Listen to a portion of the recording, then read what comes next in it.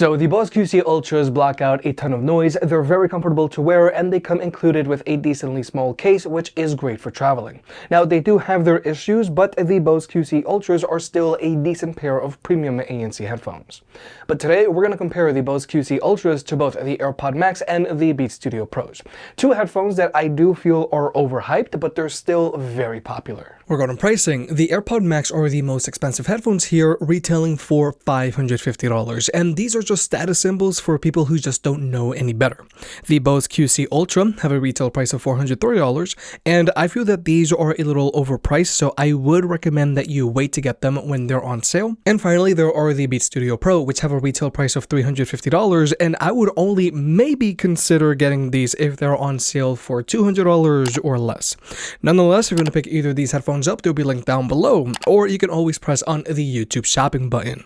And if you want to further support the channel, pick up a Big Head approved hat, linked down below. We've got trucker hats and snapbacks. By buying a hat, you help the unbiased and unsponsored videos coming, and it also helps us cover more products and produce more versus videos. Thank you to everyone who's already bought a hat, and look out for more designs coming soon. And also, please remember to hit that like button, and let's get subscribed. Now first, let's talk about the included carrying cases, because this is very important if you plan on traveling with your headphones. Now, the Bose QC Ultra come included with a decently small hard shell case that's going to keep your headphones protected even if you cram them into a cramped backpack. And this is what we expect to see to come included with our premium ANC headphones, whereas with the Beats Studio Pro, these come included with a soft shell case, so you run the risk of crushing these headphones. And then there are the AirPod Max, whose case doesn't even fully protect the headphones.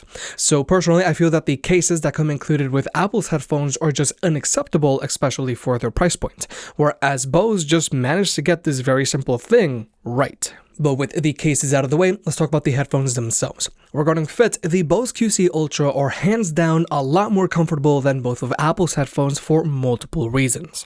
Now first off, both the AirPod Max and Beats Studio Pros have a tighter fit to them. The Beats Studio Pros are tighter than the AirPod Max, so personally, I feel that the Beats aren't Big Head approved. Whereas the Bose QC Ultra, these have a more neutral fit, as in they aren't too tight and they aren't too loose, but more importantly, they are Big Head approved.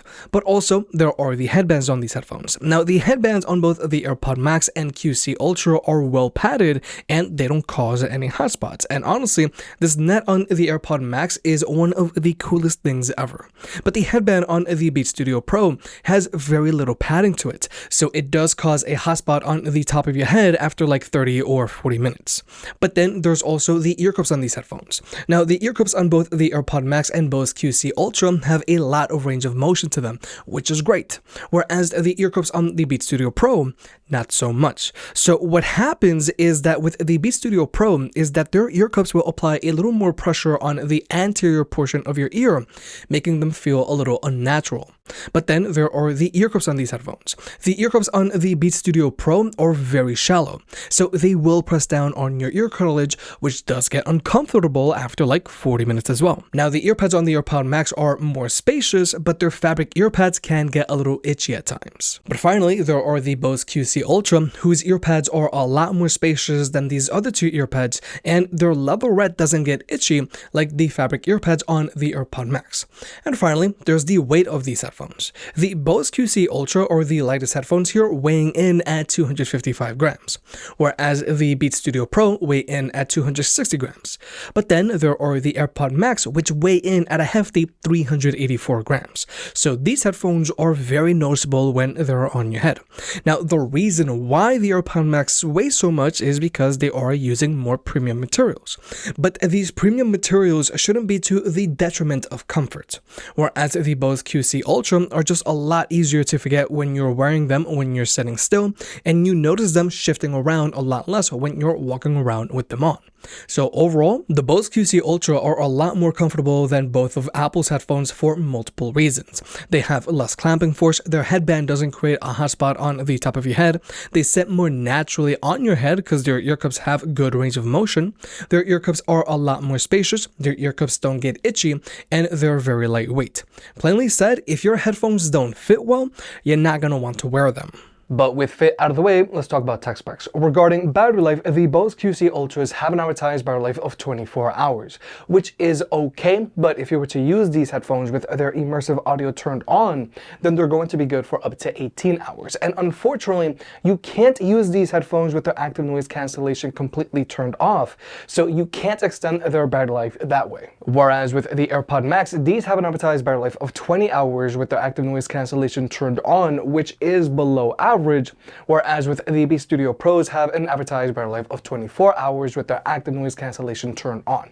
But with both of these headphones, you can use them with their active noise cancellation turned off, and the Beats Studio Pros are good for up to 40 hours. Now, when it comes to charging these headphones, both the Bose and Beats charge via a USB-C port as they should, whereas the AirPod Max charge via a Lightning port, which is useful if you have an iPhone 14 or older. And when it comes to fast charging, with the AirPod Max, if you were to charge them up for 5 minutes from a dead battery, they're going to get you 1.5 hours of playback time. With a 10-minute charge, the Beats Studio Pros are going to get you 4 hours of playback time, and with a 15-minute charge, the Bose are going to get you 3 hours of playback time. But overall, I do feel that the battery life on the AirPod Max does need a lot of improvement. Now, when it comes to connectivity, the AirPod Max are a great option for an Apple Power user because you can easily hot swap between any of your Apple devices associated to your iCloud account thanks to their built-in H1 chip.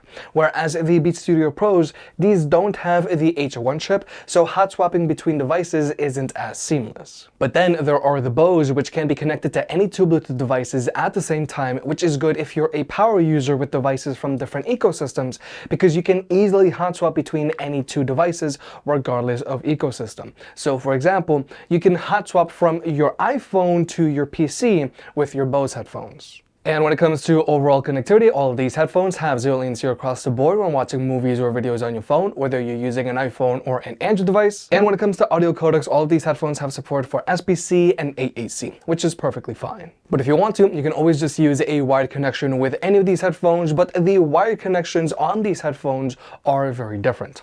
Now, with the Beats, you can use their USB-C port as a wired connection, whereas you can't use the USB-C port found on the Bose as a wired connection. But the Beats also has your more standard 3.5mm audio jack, whereas the Bose are using a 2.5mm audio jack. But personally, I'm just glad that both the Beats and the Bose come included with an audio cable, so you can use them with a wired connection right out of the box. Whereas with the AirPod Max, these don't come included with an audio cable in the box and they don't have an audio jack. But you can always still use them with a wired connection if you get Apple's Lightning to audio jack cable, which is sold separately. And personally, I don't think that this is okay, because if you want to use your headphones with a wired connection, either you want to monitor your audio or you just want to simply connect these headphones onto an airplane's entertainment system, then you are going to have to pay extra to do so. But the main thing to keep in mind here is that with all of these headphones, even if you want to use them with a wired connection, they have to be powered on. None of these headphones can be used completely passively. But with all that out of the way, let's talk about sound. Now first, the Bose QC Ultra are a pair of neutral sounding headphones, as in they are going to be better suited for someone that likes a more neutral or vocals focused EQ. Now these headphones have bass, but the bass is mostly on the audible side, as in you can hear their bass, but you can't feel their bass. Now you can always go in and adjust the EQ on these headphones to your liking, but even if you were to crank the bass all the way up on these headphones, they aren't going to physically rattle your head. So for this reason, some people will say that these headphones sound flat, but they don't sound flat, they're just different. But then there's the immersive audio on the Bose QC Ultra. With immersive audio turned on, they're going to bring the vocals forward and they're going to push the instrumentals back and open them up a lot. So the instrument separation is going to sound a lot better. Now, immersive audio does the whole head tracking thing just like spatial audio on both of Apple's headphones, but I feel that this is just a gimmick, so I just set the immersive audio on these headphones set to motion. Overall, the Bose QC Ultra sound very impressive with their immersive audio turned on, but with their immersive audio turned on, they're going to go from a battery life of 24 hours to 18 hours. But then there are the Beats Studio Pro and AirPod Max. Now, even though I do criticize these headphones a lot, I will admit that they sound very good. Now, first off, you can't directly adjust the EQ to your liking with these headphones like how you can with Bose. But with the Beats, if you use them with a wired connection through their USB-C port, you can choose from a few different pre-made EQs. It's strange. But with the Beats, these have a bass-heavy sound signature, and the bass on these headphones resonates a good amount, and there's a good amount of kick to it. But the vocals and instrumentals on these headphones also have a good amount of detail to them. But then there are the AirPod Max, and I can't help but feel that these sound noticeably better than the Beats. For starters, the AirPod Max just sound more open than the Beats, and they have better instrument separation. And this is with both of these headphones having their spatial audio turned on and set to fixed. But also, the bass on the AirPod Max just resonates a little more than the bass on the Beats. And also, there's a little more of an emphasis on the highs on the AirPod Max than on the Beats. So overall, yes, I would say that the AirPod Max sound noticeably better than the Beats Studio Pro, but I feel that most people will be happy with the Beats Studio Pro. And if we were to compare the AirPod Max to the Bose QC Ultra, I am gonna have to say that the AirPod Max are a lot more fun to listen to than the Bose QC Ultra, because just like the Bose QC Ultra, the AirPod Max have great instrument separation and they have great detail in the vocals, but they also have that physicality in their bass, making them more fun to listen to. But when it comes to the meter controls on these headphones, the Beats are using physical buttons, but I hate the placement and the layout of these buttons, but they get the job done. Whereas the AirPod Max, they have their crown, which is a lot sleeker than the buttons on the Beats. And I prefer this crown over the hybrid setup that we have on the Bose QC Ultra.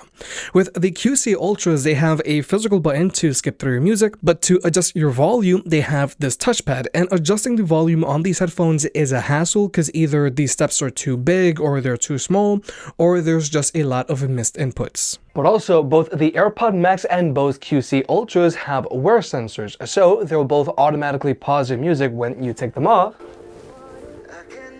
and then they'll start playing your music again when you put them back on. Now personally, I don't really care for wear sensors on my headphones, so I usually just turn them off, but they're there if you want them. But now let's talk about the active noise cancellation on these headphones. Now, plainly said, the active noise cancellation on the Beats Studio Pro is not impressive whatsoever for a pair of premium ANC headphones.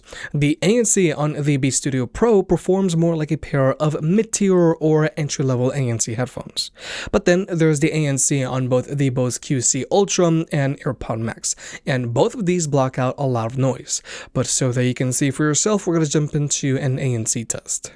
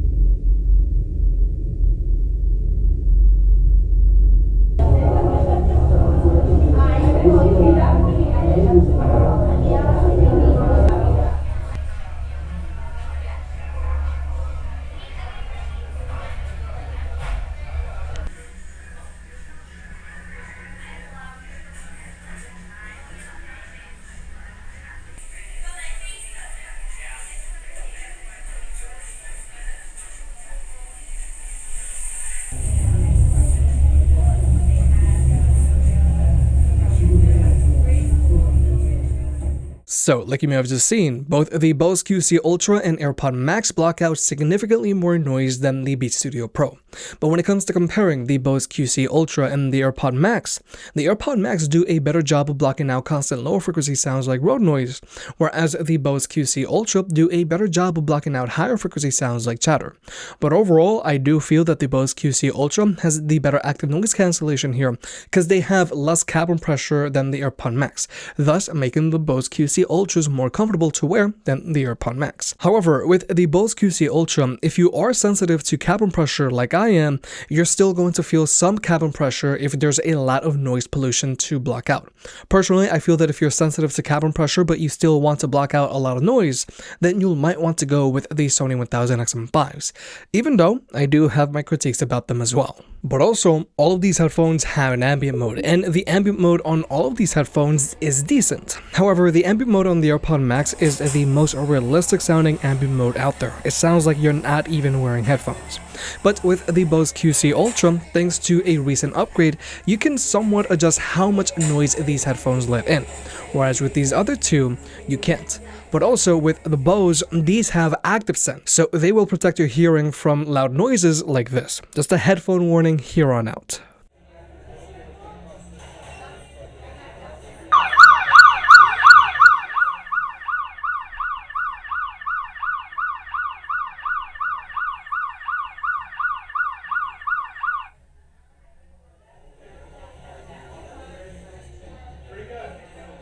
So like you might have just seen, when the Ultras detected that loud siren, they turned their ambient mode off, and when that siren stopped, they turned their ambient mode back on. Whereas with the AirPod Max, they try to protect your hearing, but they don't get it right, like this.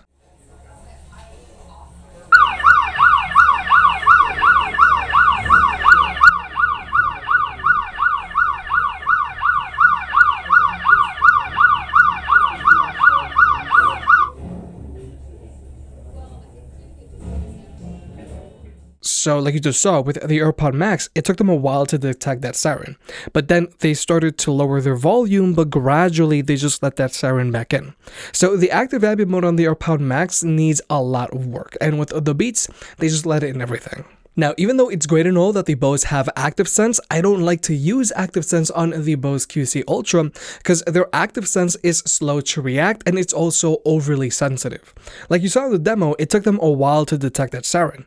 But also, the Active Sense on these headphones is overly sensitive because they'll block out sounds like road noise when a car is driving by or if there's a lot of chatter while you're at the mall. And these are the exact sounds that I'm trying to listen for when I'm using my ambient mode. So with the Active Sense on the Bose QC Ultras, you really only hear snippets of the outside world. So Active Sense is better than what the AirPod Max has, but it still needs work. But finally, here's the microphone test. Now, I feel that all these headphones have decent sounding microphones on them to take phone calls with while in a quiet room. However, I do feel that both of Apple's headphones have better sounding and better performing microphones on them. Both of Apple's headphones do a better job of picking up your voice while in a quiet room. But I also feel that they do a better job of dealing with noise pollution because right now the AirPod Max are doing a really good job of reducing all of this road noise. Because for comparison's sake, if we were to switch over to my lapel microphone, you're going to clearly hear all of this road noise. But if you were to switch back over to the AirPod Max, it is severely reduced. And the Beats Studio Pros are also doing a really good job of reducing all of this road noise. Now, the Bose QC Ultras are also doing a decent job of reducing all of this road noise, but I do feel that both of Apple's headphones are doing a better job. And it's the same thing when it comes to blocking out chatter. The Bose QC Ultras are doing a decent job of reducing all of this noise pollution. But I feel Apple's headphones do a better job of reducing all of this chatter. But again, for comparison's sake, if we were to switch over to my lapel microphone, you're going to clearly hear all of this chatter. But if we were to switch back over to the AirPod Max, it is severely reduced. So overall, all these headphones have decent sounding microphones on them to take phone calls with. But I do feel that Apple's headphones do a better job of dealing with noise pollution. But with all that being said, personally, I prefer how both the Beats Studio Pro and AirPod Max sound over the Bose QC Ultra because of their more dynamic sound signatures and physicality in their bass. And both of Apple's headphones have a better performing microphone on them to take phone calls with. But I do feel that it's hard to justify getting either the AirPod Max or Beats Studio Pro over the Bose QC Ultra because they are both very uncomfortable to wear for different reasons. They also don't come included with a proper case for traveling. The battery life on the AirPod Max is very low, and the ANC on the Beats Studio Pro is not in line with what you'd expect on a pair of premium ANC headphones.